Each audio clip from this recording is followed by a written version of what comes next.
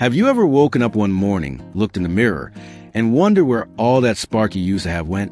Maybe you're feeling like life's gotten a bit predictable, or the things that once lit you up don't quite do it anymore. If you're nodding along, you're not alone. Turning 60, 70, or beyond is a milestone, but it can also feel like the world expects you to slow down, step back, or settle into a quieter routine. But here's the truth. Your age doesn't define your passion. You can absolutely reignite that fire inside you, and I'm here to show you how. In this video, we're diving into 6 practical, heartfelt ways to rediscover your zest for life after 60. These aren't complicated or out-of-reach ideas. They're simple steps you can start today to feel more alive, connected, and excited about what's ahead. Let's start with the first way to reignite your passion, rediscovering curiosity. Remember when you were a kid and everything felt like an adventure? You'd pick up a book, try a new hobby, or ask a million questions just because you want to know more. That curiosity doesn't have to fade with age. In fact, it's one of the most powerful ways to bring joy back into your life. Think about something you've always wanted to learn. Maybe it's gardening, painting, or even something as simple as how to bake a perfect loaf of bread. The beauty of curiosity is that it doesn't require a huge commitment. For example, my friend Margaret, who's 68, decided last year to try her hand at photography. She didn't buy a fancy camera or sign up for an expensive course. She just started using her smartphone, watching free YouTube tutorials, and snapping photos of her garden. Now, she's got a whole album of stunning flower shots, and she says it's given her a reason to get up every morning. The key is to start small. Pick one thing that sparks your interest, even if it feels a little silly or out of your comfort zone. Maybe it's learning a few phrases in a new language or trying a craft you saw online. Spend 15 minutes a day exploring it. You'll be amazed at how that little burst of curiosity can make you feel like a kid again, eager for what's next. Now, let's move to the second way, reconnecting with your body through gentle movement. I know, exercise might not sound like the most exciting thing, especially if you're dealing with aches or stiffness. But hear me out. This isn't about running marathons or hitting the gym for hours. It's about finding movement that feels good and brings you joy. Think about activities that make you smile. Maybe it's dancing to your favorite music from the 60s or taking a leisurely walk in a park you love. My neighbor, Tom, who's 72, started doing Tai Chi in his backyard after his doctor suggested it for his joint pain. He was skeptical at first, but now he swears by it. He says those slow, flowing movements not only help his body, but also clear his mind and lift his mood. The trick is to find something that doesn't feel like a chore. Maybe it's stretching while watching your favorite show or joining a local walking group. Even 10 minutes a day can make a difference. When you move your body, you're telling yourself you're still in the game, and that energy can spill over into everything else you do. Those first 2 steps, rediscovering curiosity and reconnecting with gentle movement, are like laying the foundation for a more vibrant life.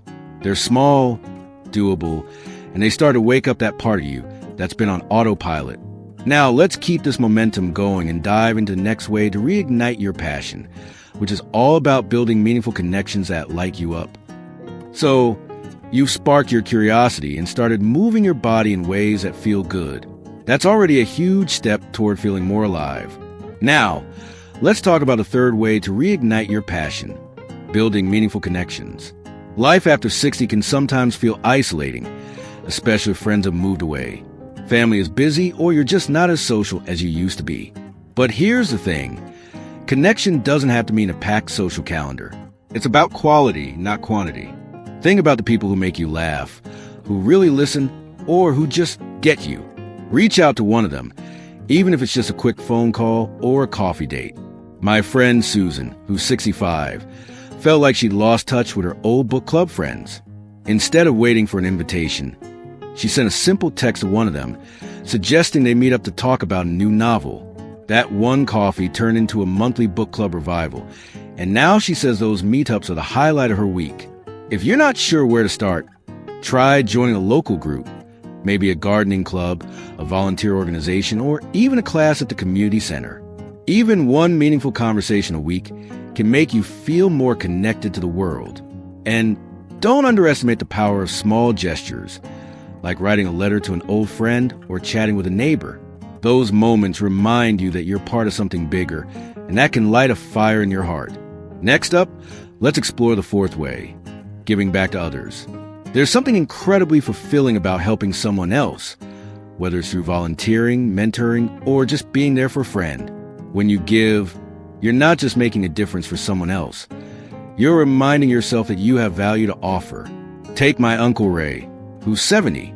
After he retired, he felt like he'd lost his purpose. Then he started volunteering at a local food bank. Just a few hours a week, he sorts donations, chats with the team, and even helps deliver meals to folks who can't get out. He says it's not just about the work. It's about feeling needed again.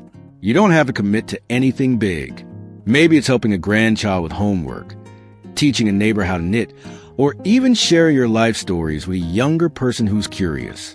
Look for something that aligns with what you love. If you're a dog person, maybe volunteer at an animal shelter. If you love books, consider reading to kids at the library. Giving back doesn't just reignite your passion. It gives you a sense of purpose that can carry you through the day with a smile.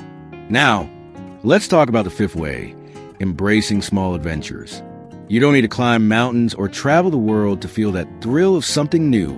An adventure can be as simple as trying a new restaurant, visiting a nearby town you've never explored, or even rearranging your living room to feel fresh. My friend Clara, who's 67, decided to shake things up by signing up for a local history tour in her own city. She'd lived there for decades but discovered stories about her town she'd never heard before. She came home buzzing with excitement and even started planning her next mini adventure. The key is to step just a little outside your routine. Maybe it's taking a different route on your walk, try a new recipe, or go to a concert you'd normally skip. These small adventures wake up your senses and remind you that life is still full of surprises, no matter your age. Now, let's keep this energy flowing and dive into one final way to bring that passion roaring back. You've already got so many tools to bring that spark back. Curiosity, movement, connection, giving, and those little adventures that keep life fresh. Now, let's wrap up with the sixth way to reignite your passion, celebrating your own story. After 60, you've lived through so much, joys, challenges, lessons, and triumphs. Your life is a tapestry of experiences, and taking time to honor that can be incredibly uplifting. This isn't about dwelling on the past. It's about recognizing how far you've come and what makes you, you. Try writing down a few memories that make you smile, like the time you took that road trip with friends or the moment you nailed a recipe everyone loved. My friend Dorothy, who's 73, started keeping a small journal where she jots down one happy memory or things she's grateful for each day. She says it's like rediscovering parts of herself she'd forgotten, and it's given her a renewed sense of pride in her life. You could also share your stories with others. Maybe record a video for your grandkids or talk about your childhood over tea with a friend. If writing or sharing feels daunting, even reflecting quietly can work wonders. Ask yourself, what's one thing I've done that I'm really proud of? Maybe it's raising a family, mastering a skill, or just getting through a tough time. Celebrating your story reminds you that you're still writing new chapters, and that's a powerful way to stay passionate about what's ahead.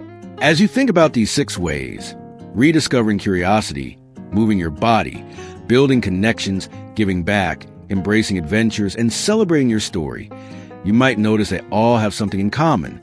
They're about saying yes to life, even in small ways. You don't need to overhaul your routine or make grand gestures. It's the little steps, like try a new hobby, calling a friend, or savoring a memory, that add up to a life that feels vibrant and full. Think about my neighbor Tom, who found joy in Tai Chi, or Margaret, who fell in love with photography.